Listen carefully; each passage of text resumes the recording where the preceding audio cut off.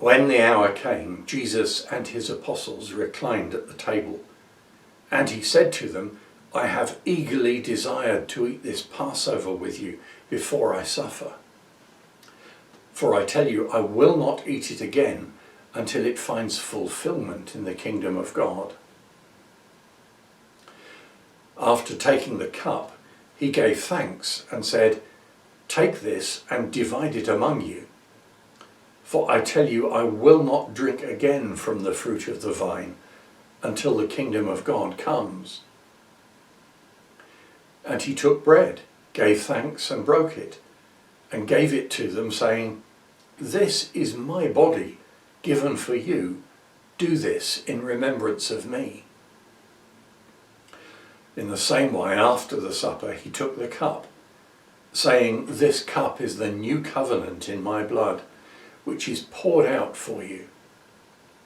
But the hand of him who is going to betray me is with mine on the table.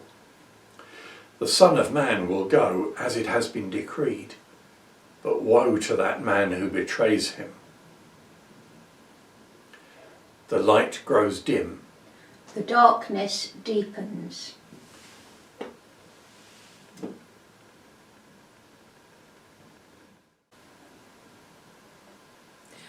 A dispute also arose among them as to which of them was to be considered the greatest. Jesus said to them, The kings of the Gentiles lord it over them, and those who exercise authority over them call themselves benefactors. But you are not to be like that. Instead, the greatest among you should be like the youngest, and the one who rules like the one who serves. For who is greater, the one who is at table or the one who serves? Is it not the one who is at the table? But I am among you as one who serves. The light grows dim. The darkness deepens.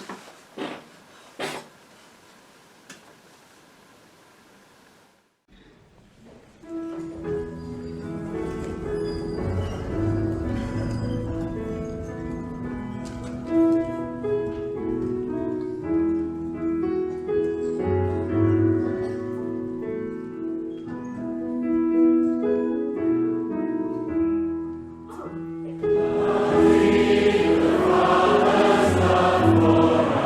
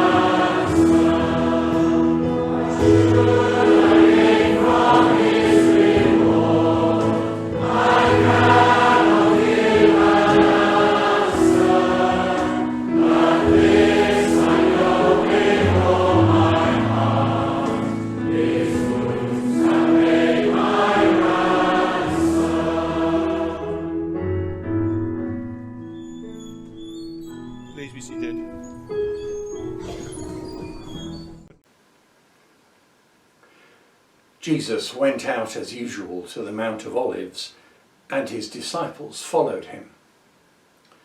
On reaching the place, he said to them, "Pray that you will not fall into temptation." He withdrew about a stone's throw beyond them, knelt down and prayed, "Father, if you are willing, take this cup from me. Yet not my will, but yours be done."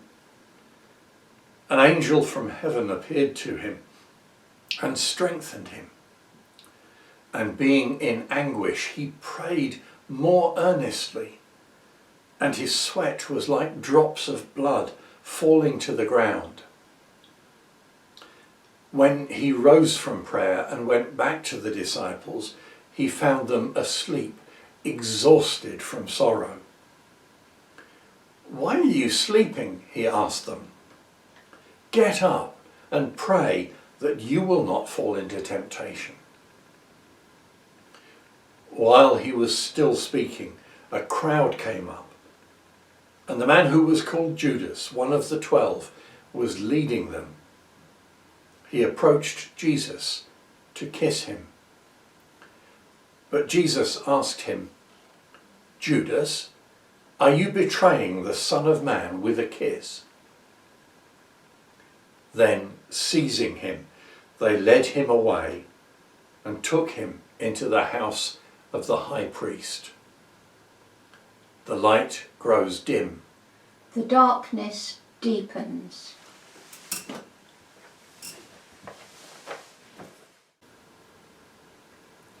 Peter followed at a distance, and when some there had kindled a fire in the middle of the courtyard and had sat down together, Peter sat down with them. A servant girl saw him seated there in the firelight. She looked closely at him and said, "This man was with him." But he denied it. "Woman, I don't know him," he said. A little later, someone else saw him and said, "You're also one of them." "Man, I am not," Peter replied. About an hour later, another asserted, "Certainly, this fellow was with him, for he is a Galilean." Peter replied, "Man, I don't know what you're talking about." Just as he was speaking, the cock crowed. The Lord turned and looked straight at Peter. Then Peter remembered the word the Lord had spoken to him. "Before the cock crows today, you will disown me 3 times." And he went outside and wept bitterly. The light grows dim. The darkness deepens.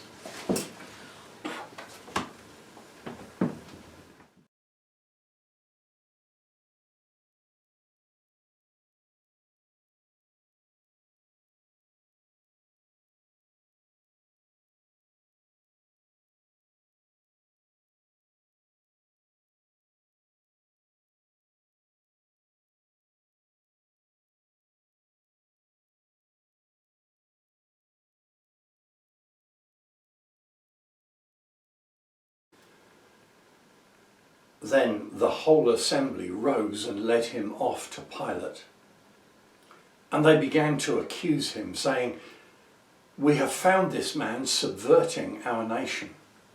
He opposes payment of taxes to Caesar and claims to be Messiah, a king." So Pilate asked Jesus, "Are you the king of the Jews?" "You have said so," Jesus replied. Then Pilate announced to the chief priests and to the crowd, "I find no basis for a charge against this man." But they insisted, saying, "He stirs up the people all over Judea by his teaching. He started in Galilee and has come all the way here." Pilate called together the chief priests, the rulers, and the people, and said to them, "You brought me this man as one who was inciting the people to rebellion. I have examined him in your presence and have found no basis for your charges against him. Neither has Herod, for he sent him back to us. As you can see, he has done nothing to deserve death. Therefore I will punish him and then release him." But the whole crowd shouted, "Away with this man! Release Barabbas to us." Wanting to release Jesus, Pilate appealed to them again, but they kept shouting, "Crucify him! Crucify him!" For the third time he spoke to them. "Why? What crime has this man committed? I have found in him no grounds for the death penalty. Therefore I will have him punished and then release him." But with loud shouts they insistently demanded that he be crucified, and their shout prevailed. The light grows dim. The darkness deepens.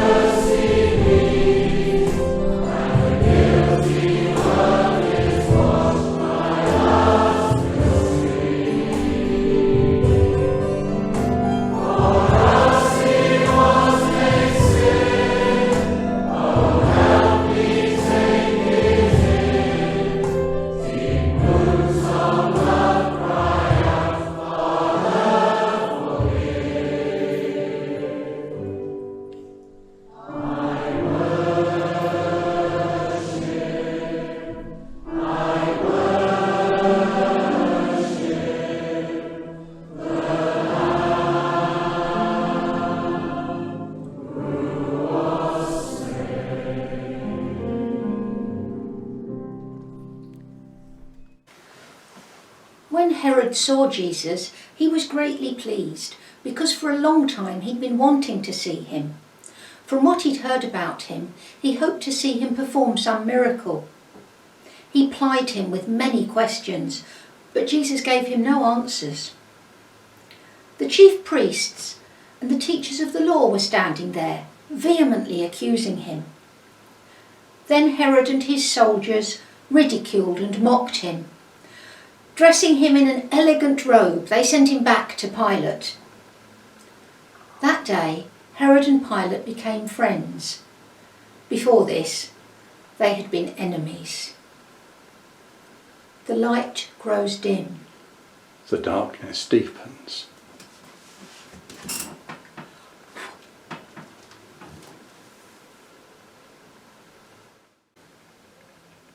As the soldiers led him away, they seized Simon from Cyrene, who was on his way in from the country, and put the cross on him and made him carry it behind Jesus.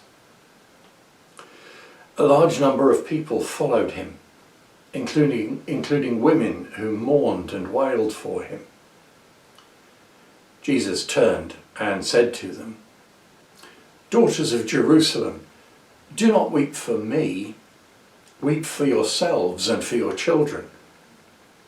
For the time will come when you will say, 'Blessed are the childless women, the wombs that never bore, and the breasts that never nursed.'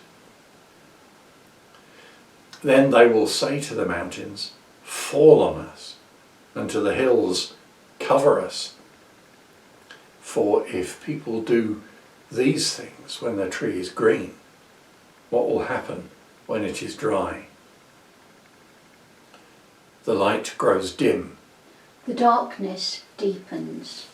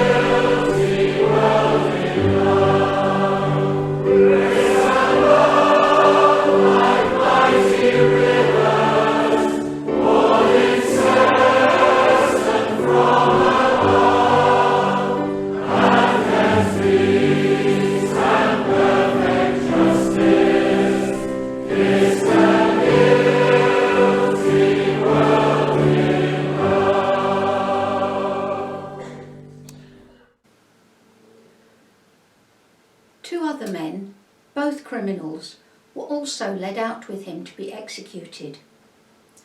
When they came to the place called the Skull, they crucified him there along with the criminals, one on his right, the other on his left. Jesus said, "Father, forgive them, for they do not know what they are doing." And they divided up his clothes by casting lots. The people stood watching, and the rulers even sneered at him. They said, "He saved others, let him save himself if he is the Messiah, the chosen one." The soldiers also came up and mocked him. They offered him wine vinegar and said, "If you are the king of the Jews, save yourself." There was a notice written above him which read, "This is the King of the Jews." One of the criminals who hung there hurled insults at him. "Aren't you the Messiah? Save yourself and us." But the other criminal rebuked him. "Don't you fear God," he said, "since you are under the same sentence? We are punished justly, for we are getting what our deeds deserve. But this man has done nothing wrong." Then he said, "Jesus, remember me when you come into your kingdom." Jesus answered him, "Truly I tell you, today you will be with me in paradise." The light grows dim. The darkness deepens.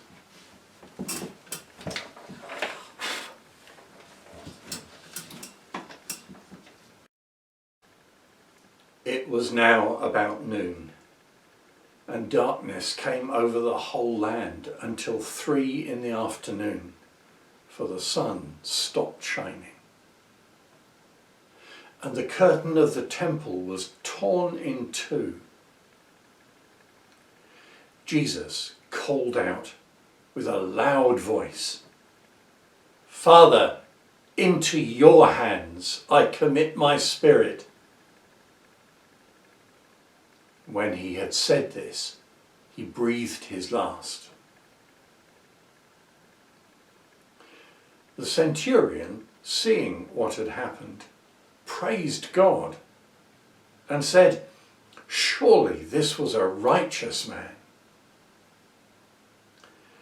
When all the people who had gathered to witness this sight saw what took place, they beat their breasts and went away. But all those who knew him, including the women who had followed him from Galilee, stood at a distance, watching these things. The light grows dim. The darkness deepens.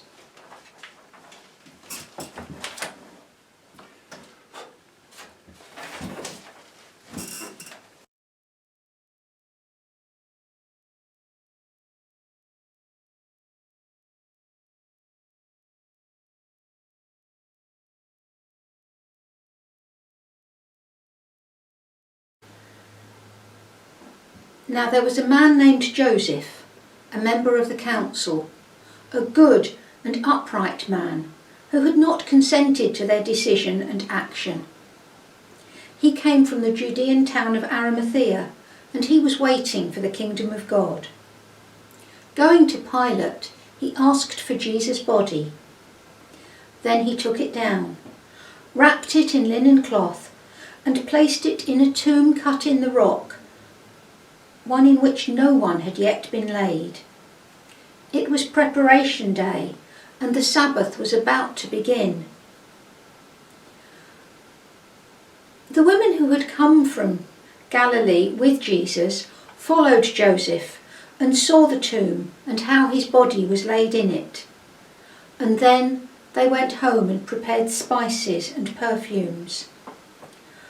But they rested on the Sabbath in obedience to the commandment. The light grows dim. The darkness deepens.